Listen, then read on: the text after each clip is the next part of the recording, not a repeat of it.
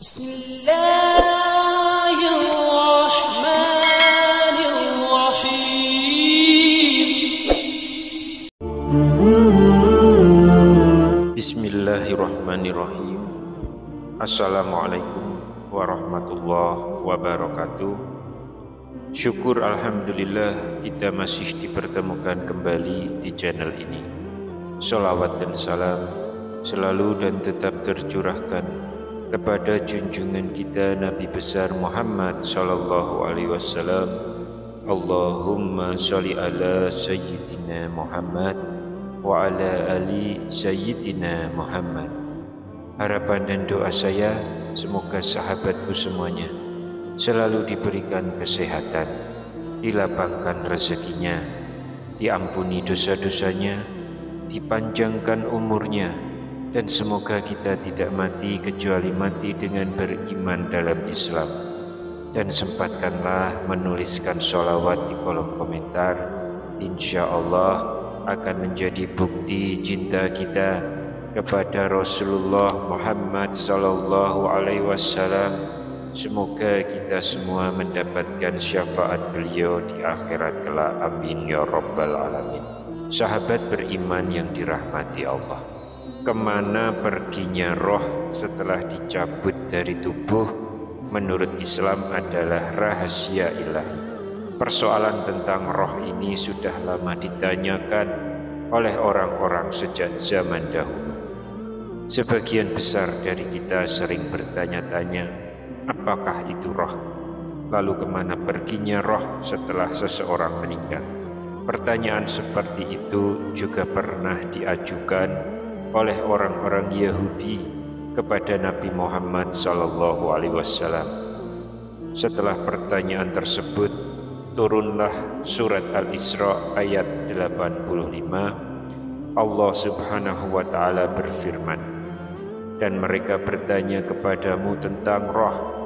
Katakanlah, roh itu termasuk urusan Tuhanku, dan tidaklah kalian diberi pengetahuan melainkan sedikit. Quran surat Al-Isra ayat 85. Ayat tersebut diturunkan Allah berkaitan dengan pertanyaan orang Yahudi kepada Nabi sallallahu alaihi wasallam.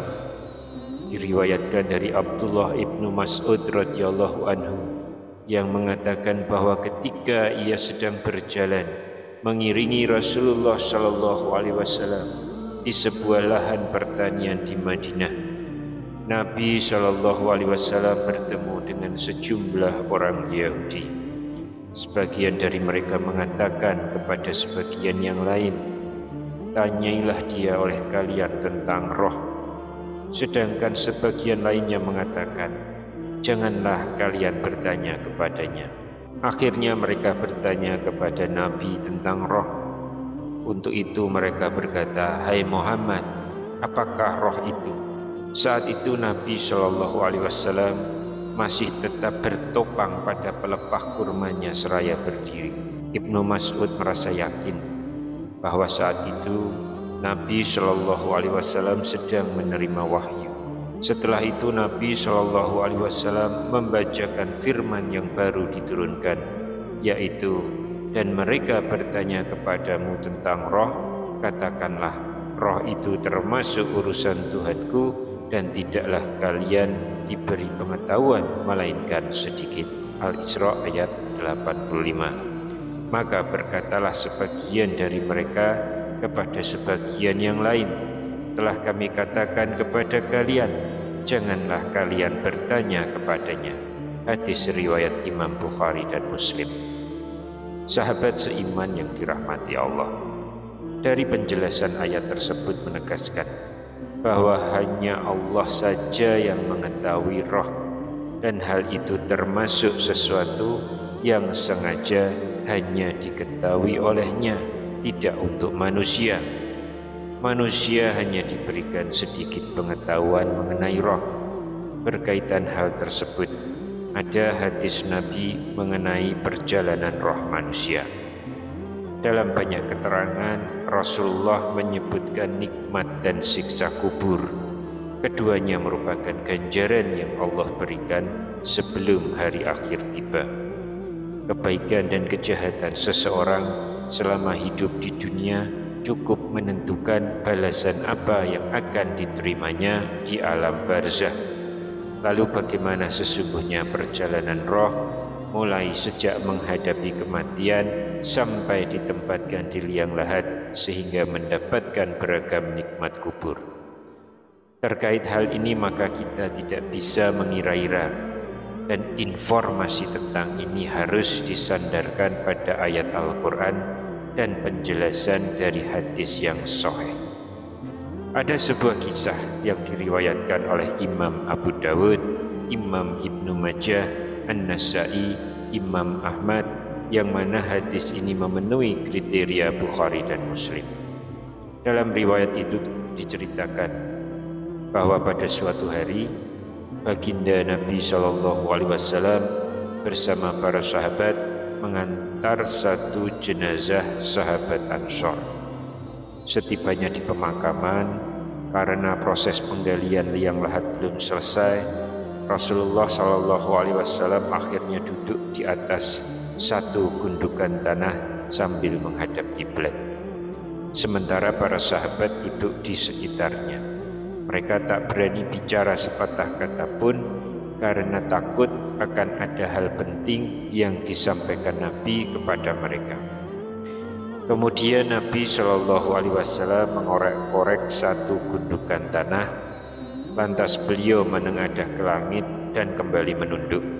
Begitu beliau melakukannya hingga 3 kali. Tak lama berselang beliau bersabda di hadapan para sahabat, "Kalian harus memohon perlindungan dari siksa kubur." Kemudian beliau berdoa, "Allahumma inni a'udzubika min azabil qabri," yang artinya, "Ya Allah, sesungguhnya aku memohon perlindungan kepadamu dari siksa kubur," hingga 3 kali. Doa itu pula yang menjadi pembuka hadis panjang yang menggambarkan bagaimana keadaan seorang hamba sejak awal kematian hingga dimasukkan ke liang lahat, ditinggalkan oleh keluarga yang mengantarnya, serta menghadapi fitnah dan nikmat kubur.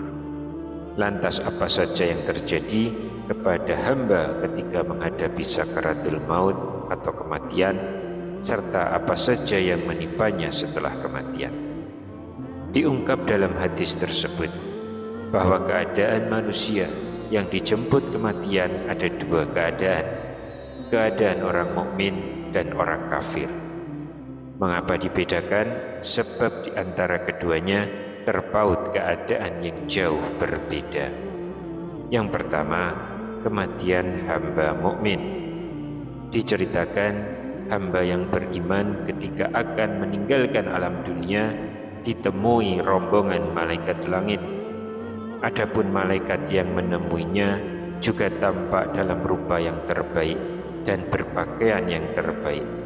Wajah mereka ceria, bercahaya, dan berseri-seri.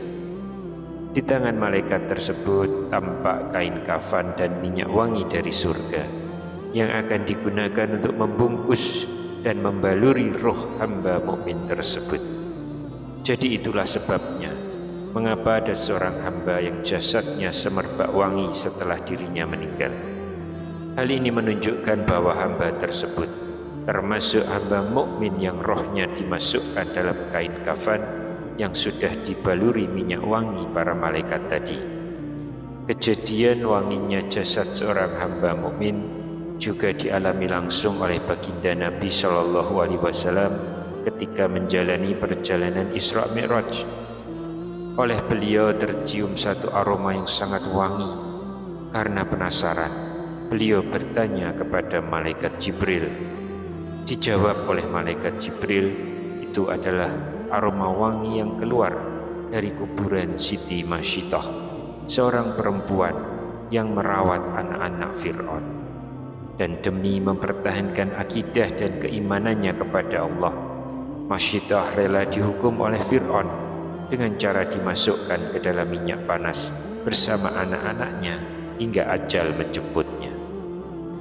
Kembali kepada roh hamba mukmin yang meninggal tadi, maka perjalanan malaikat langit turun ke hadapan hamba mukmin yang hendak dicabut nyawa.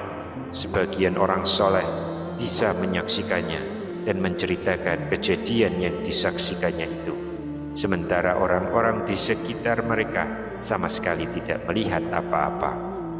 Saat malaikat langit dan Jibril pencabut nyawa duduk di dekat kepala orang yang hendak dicabut, ia berkata kepada si hamba, "Wahai jiwa yang tenang, kembalilah kepada Tuhanmu dengan ridho dan diridhoi." Quran Surat Al-Fajr ayat 27 dan 28. Begitu disampaikan seperti itu, roh si hamba pun tak bisa menolak. Ia perlahan keluar dari jasad, mengalir bagaikan air dari jaret. Kondisinya jernih dan bersih. Setelah itu, semua malaikat langit dan malaikat bumi pun mengiringi kepergiannya. Pintu-pintu langit pun segera dibuka. Semua pintu berharap agar Allah menjadikan dirinya sebagai jalan lewat roh si hamba. Ketika roh si hamba berhasil dikeluarkan malaikat maut, para malaikat yang hadir menyaksikan kematian tak membiarkan sekejap pun roh tersebut. Mereka segera mengambil roh tersebut lalu menyimpannya di atas kain kafan yang sudah dilumuri minyak-minyak wangi dari surga. Allah berfirman, "Apabila kematian datang kepada salah seorang di antara kamu, malaikat-malaikat kami mencabut nyawanya dan mereka tidak melalaikan tugasnya." Quran Surat Al-An'am ayat 61. Setelah roh berpisah dari jasad, terciumlah aroma wangi hampir memenuhi seantero dunia. Namun hanya hamba yang dikehendaki yang dapat menciumnya. Rasulullah sendiri telah menggambarkan melalui salah satu sabdanya, aroma wangi yang keluar dari roh hamba mukmin bagaikan aroma minyak kasturi yang paling wangi yang pernah ada di muka bumi. Setelah berhasil menggenggam roh si hamba, para malaikat lantas bertolak ke langit paling atas. Di perjalanan, setiap kali bertemu dengan kumpulan malaikat, mereka ditanya tentang roh yang tercium wangi yang mereka bawa. Salah satu dari mereka menjawab, "Ini adalah roh Fulan bin Fulan." Tak lupa mereka memanggil nama hamba tersebut dengan panggilan terbaik yang pernah terdengar di muka bumi. Setiba di langit dunia, para malaikat pembawa roh memohon izin kepada para malaikat penjaga langit dunia. Setelah diizinkan, mereka diiringi oleh para malaikat langit dunia hingga ke langit berikutnya. Demikian seterusnya hingga sampai di langit ketujuh. Setiba di langit ketujuh, Rabbul Izzati berfirman, "Tuliskan nama hambaku ini pada Iliyin, sebagaimana yang diungkap dalam Al-Quran. Tahukah engkau apakah Iliyin itu? Itulah kitab yang berisi catatan amal yang disaksikan oleh malaikat-malaikat yang didekatkan kepada Allah." Quran Surat Al-Mutaffifin ayat 19 hingga ayat 21. Setelah dituliskan nama sang hamba dalam Iliyin, kemudian disampaikan kepada para malaikat, "Kembalikan lagi roh hamba itu ke bumi, sebab kami berjanji kepada manusia akan menciptakan, mengembalikan dan membangkitkan mereka di bumi." Hal itu seperti yang tersurat dalam Al-Quran, "Darinya tanah, itulah kami menciptakanmu, kepadanya lah kami akan mengembalikanmu, dan dari sanalah kami akan mengeluarkanmu pada waktu yang lain." Quran Surat Toha ayat 55. Roh pun dikembalikan ke bumi dan dimasukkan lagi ke dalam jasad, sehingga ia bisa mendengar suara sandal saudara-saudara, kerabat, serta kolega yang mengantarkan dirinya yang bergegas pulang menuju rumah masing-masing. Tak lama berselang, sang hamba didatangi dua malaikat, yaitu Mungkar Nakir, yang suaranya keras, lantang, dan mengagetkan. Si hamba didudukkan, lantas ditanya 4 hal. Pertanyaan pertama tentang Tuhan yang disembahnya sewaktu di dunia. Pertanyaan kedua tentang agama yang dianutnya. Pertanyaan ketiga tentang nabi yang diikutinya.